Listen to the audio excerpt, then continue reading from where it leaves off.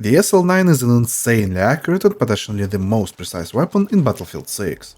In today's video, we'll discuss everything that matters about this gun: stats, builds, playstyles, and some other important things. So sit back, relax, and let's dive in. As always, we start with the basics. The SL9 has 25 flat damage and a 675 RPM rate of fire, which is on the slower side.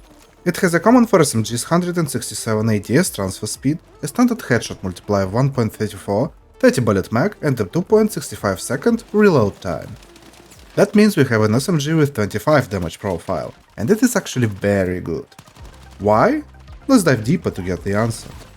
The SL9 has 5 damage zones with damage fall-off points at 9.5, 21, 36 and 75 meters. To the body we deal 25, 20, 16.8, 14.3 and 12.5 damage at the respective ranges.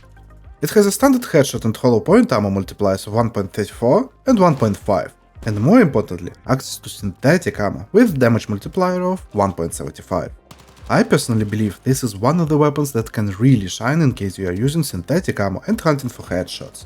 Not to mention, this is an insanely accurate SMG with a decent damage profile. And all of that leads us to the STK parameter of SL9. It takes 4 to 8 shots to the body to kill our target. For a headshot it takes 3 to 6 shots, and using hollow point ammo improves STK in the 3rd and 4th zones. But in case we are using synthetic ammo, the damage profile becomes insane. We need 3 headshots up to 21 meters and 4 headshots up to 75 meters to delete an enemy. And this is the reason why I believe using synthetic ammo is the right way for SL9. We already have an almost ideal bloom cone, and the weapon itself gives us an opportunity to do so. And oh boy, when STK drops from 7 to 4 shots at mid-range, that is insane and we really wanna exploit it. Not many weapons have such a boost and raw power stats to make headhunting real.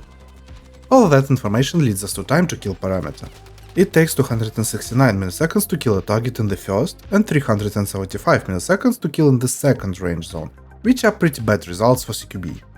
As for synthetic ammo, it takes 180 milliseconds to kill in CQB, and that is still more time than it takes to kill with KV-9 or SCW while shooting at the body. I'd advise you to not use this SMG for critical close quarters combat. Honestly, I believe it shines way more at medium ranges, or at least at 10 plus meters, when it becomes way easier to shoot heads. And if we compare the SL9 to other weapons in the SMG class, it takes 7th place. But we should not underestimate this gun. And we should not forget that it has access to synthetic ammo, so everything highly depends on a player's skill. Now let's move on to the bloom and recoil section. And for this gun, it won't take much time. In case you need specific information about how attachments work, I've got an ultimate attachment guide for you. The link is in the top right corner and in the description down below.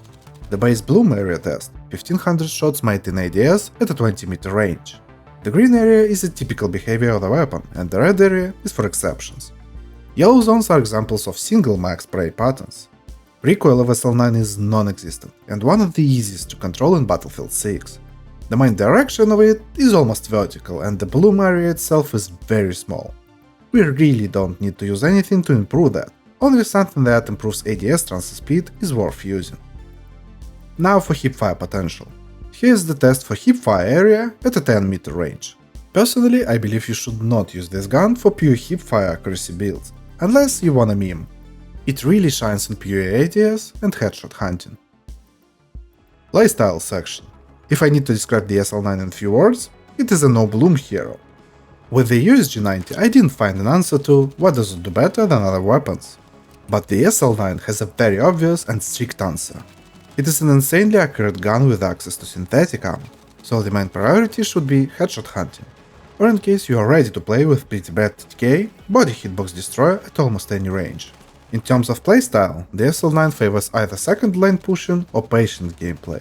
If you are playing out of cover and then push right after your teammates, you are good to go. The only scenario I don't wanna use the SL9 is critical CQB. TTK parameter is pretty bad at those ranges, and there are many weapons that have too much of an advantage compared to the SL9. But when we are talking about mid-range, it becomes way more dangerous due to its accuracy. That means the optimal range for this gun is 10 and up to 100 meters, and you will have the ability to get some kills at longer ranges, but it would be not that easy. Fortunately for us, the SL9 has access to a heavy extended barrel, and if you have burst firing habit, you will not encounter any problems hitting targets at long ranges. Recoil is non-existent and there is nothing to discuss really. Leveling with this gun is easy. Give it some time, get used to it, and that's all you need. The SL9 is a very easy to use and nearby-friendly weapon. Alright, finally the fun part, the build section. The SL9 is pretty much a straightforward weapon that has no recoil and has a very decent bloom cone right from the start. Additionally, the SL9 is not a good CQB weapon. That means we are pretty limited in terms of building it differently. So I've got two main builds for you guys, Headshot Hunter and Thermal Sight versions. Let's start with the Thermal Sight build, the hot spot. For the sight, take a Thermal Sight. I prefer the 1.5x as it has a clear view. Next we need a CQB suppressor, heavy extended barrel, synthetic ammo and a violet laser. In case you wanna use the new 35-point Thermal Sight, you can get rid of the laser. With this build, the SL9 improves the potential of patient-style gameplay. As we know, the SL9 is not attachment-hungry weapon, so we are mostly improving quality of life features. We get a suppressor for its benefits. Heavy extended barrel, as this is still an SMG and we don't care about ADS transfer speed, it will be fast anyway. Synthetic ammo is to improve our STK potential, and thermal sights to find enemies in poor vision. Talking about synthetic ammo, I highly advise using it even if you are not willing to hunt for heads intentionally. Simply aim for the upper chest area, and there will be a good chance of a headshot, with less risk of missing. It will improve your gameplay anyway. The optimal range for this build is pretty much anything past 10 meters. As I said earlier, I personally prefer using the 1.5x thermal sight, as it's not that chunky. But it's pretty hard to use at long ranges. So, if you're willing to fight at 75 plus meters ranges, definitely get the 3x thermal sight.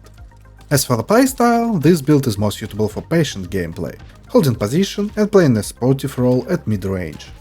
It is accurate enough and easy to control, so there'll be no problems at all. Luckily for us, not many players use smokes while pushing, so you should not worry about that too much. A very decent build, and the only thing I would advise not to do, playing in a hyper-pushing way. There are too many shotguns and other shit that will stop you or put you at a disadvantage. The second build is what I mainly use myself, the Headshot Hunter. For the sight section, take what you want, I prefer using a 2.5x scope. Next we take a CQB suppressor, heavy extended barrel, factory angled grip, synthetic ammo, and a mag catch. This build is about improving pretty much every stat and the weapon overall. Sight with higher magnification helps us with aiming for heads. Factory angled grip for a bit more stability and ADS transfer speed, and of course cool looks. Synthetic ammo, heavy extended barrel and suppressor for the same reasons as the previous build, and the mag catch to improve reload a bit. The optimal range for this build is 10 to 75 meters. Yes, you can fight enemies at longer ranges, however, that will require a burst firing habit and more aim precision. As for the playstyle, this build favors both aggressive and patient gameplay. You can push with it, you can hold position with it, but should do it carefully. This is still an SMG with crappy time to kill in close quarters, so you should be prepared for the enemy. Use your prediction skills and not forget about map awareness. As I said, it can do almost everything, but unfortunately for us, there are many weapons that will destroy us in CQB. As for mid and long ranges, it will be pretty easy to compete. The SL9 is an insanely accurate and easy to use SMG, and one of the most precise weapons in Battlefield 6. And to balance it out, DICE gave it a mediocre rate of fire. But to be fair, it changes the way this weapon should be played, it does not make it bad. I personally enjoyed leveling it up, and it opened the Headshot Festival for me. A pretty unique gun in terms of feeling. But of course that's only my thoughts, and I'd like to know what you guys think about it in the comment section down below. If you liked the video, press the like and subscribe buttons for future content. And feel free to join our community Discord, where we discuss the game and share guides and other things. The link is in the description down below. Thank all of you guys for watching. See you next time. Bye bye.